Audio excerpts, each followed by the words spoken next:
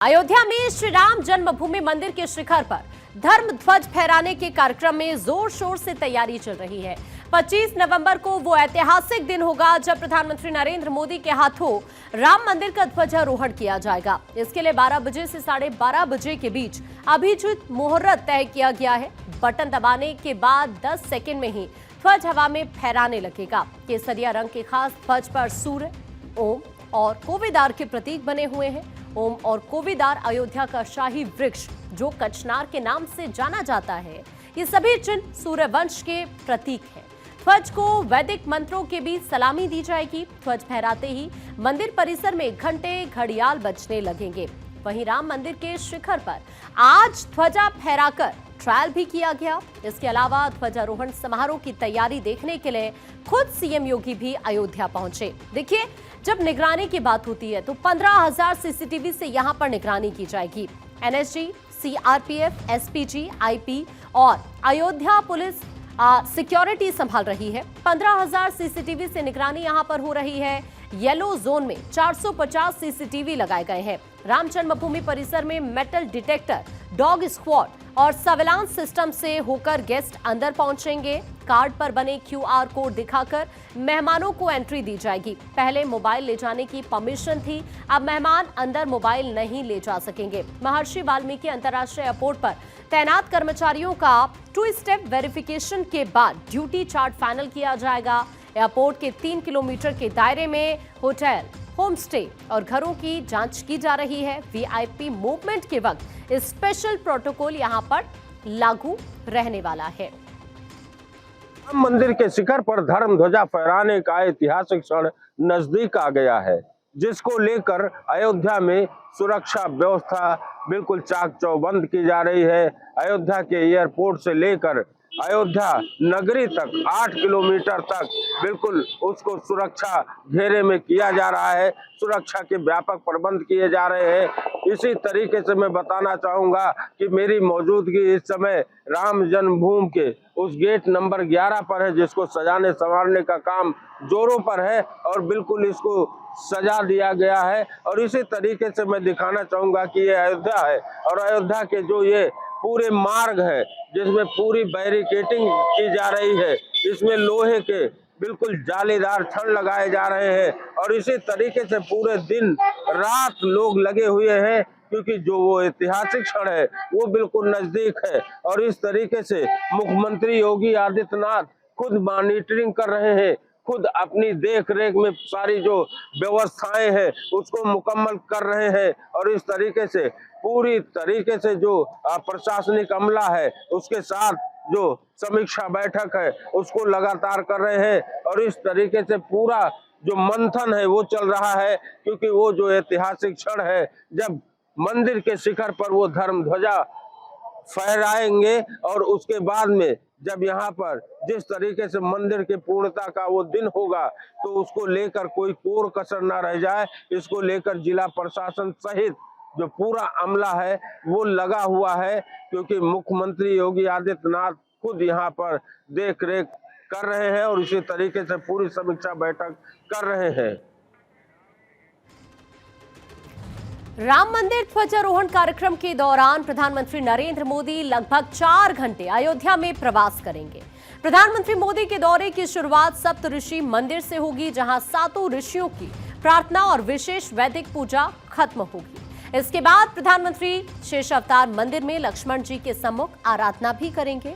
राम मंदिर ध्वजारोहण कार्यक्रम का पहला मॉक ट्रायल सफल हो गया है, जबकि दूसरा मॉक ट्रायल आज मुख्यमंत्री योगी आदित्यनाथ की मौजूदगी में आयोजित यहां पर किया गया। प्रधानमंत्री के आगमन को देखते हुए राम मंदिर और पूरे अयोध्या क्षेत्र में सुरक्षा व्यवस्था अभूतपूर्व यहां पर नजर आ रही है। राम मंदिर में फहराए जाने वाले धर्म ध्वज कई मायनों में खास है। जो ये धर्म ध्वज है जिसको अहमदाबाद के कारीगरों ने तैयार किया है, इस धर्म ध्वज का एक मॉक ड्रिल हो चुका है, दूसरा मॉक ड्रिल मुख्यमंत्री योगी आदित्यनाथ के सामने हुआ है। इसके बाद में ये जो है 25 नवंबर को प्रधानमंत्री नरेंद्र मोदी जब यहाँ पर पहुंचेंगे तो इस धर्म ध्वज को मंदिर के शिखर पर फहराया जाएगा। वैदिक आचार होंगे, जिसमें जो है विशेष प्रकार का पूजन होकर और उसके बाद में फिर ये जो है मंदिर के शिखर पर फहराया जाएगा। जिसको तैयार किया गया है, इस पर धूप, बरसात का पानी और इस तरीके का कोई भी जो है कोई चीज उस पर असर नहीं करेगी, क्योंकि ये जो ध्वज है इसकी लंबाई और चौड़ाई जहां समानुपातिक है, वहीं पर मैं बता दूं कि इसको विशेष नायलॉन फैब्रिक से बनाया गया है, तैयार किया गया है, जिस पर धूप वर्षा का कोई असर नहीं होगा। और इस तरीके से वो वक्त जब आएगा 25 नवंबर का, जब यहाँ पर 8,000 की तादाद में जो अतिथि होंगे वो होंगे, विशिष्ट अतिथि होंगे वो होंगे, और प्रधानमंत्री खुद यहाँ पर मौजूद रहेंगे। इस तरीके से जो है उनकी जो सम्मुख ये जब ध्वज शिखर पर फहरेगा, तो बिल्कुल यहाँ पर जो उस समय का जो आयोजन है वो पूर्ण होगा और मंदिर को एक पूर्णता प्रदान होगी।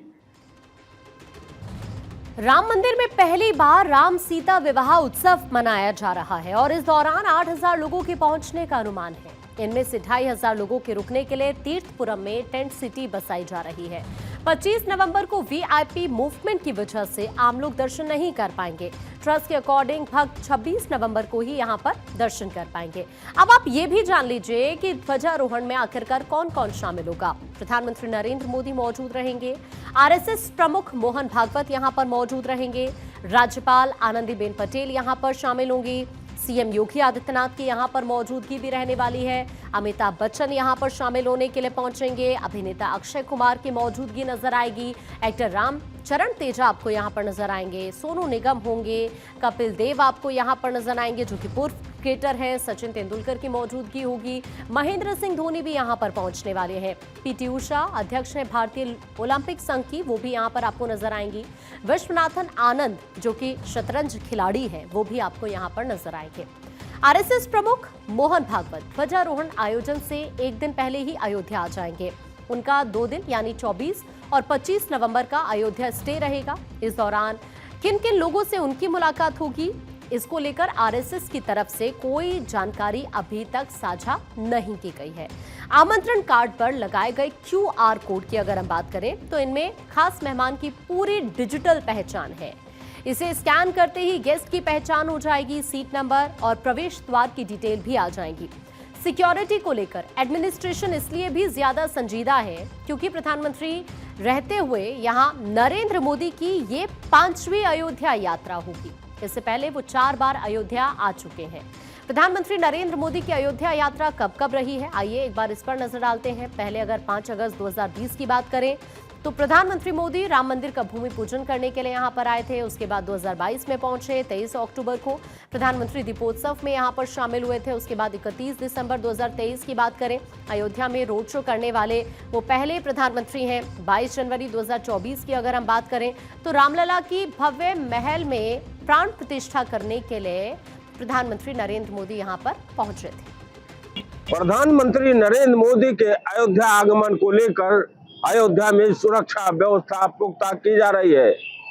अयोध्या के महर्षि वाल्मीकि एयरपोर्ट से लेकर और अयोध्या लगभग 8 किलोमीटर की दूरी तक अयोध्या में सुरक्षा का जो प्रबंध है उसको कड़ा किया जा रहा है। अयोध्या में जहां फोर्सों की तैनाती की जा रही है, वही अयोध्या में जिस तरीके से जो अयोध्या की सुरक्षा व्यवस्था है वो पहले से ही 3 लेयर में है। और इस तरीके से अयोध्या में जो भी प्रवेश करता है उसके गाड़ियों की इसी तरीके से चेकिंग होती है, उसका कागज देखा जाता है, पास देखा जाता है।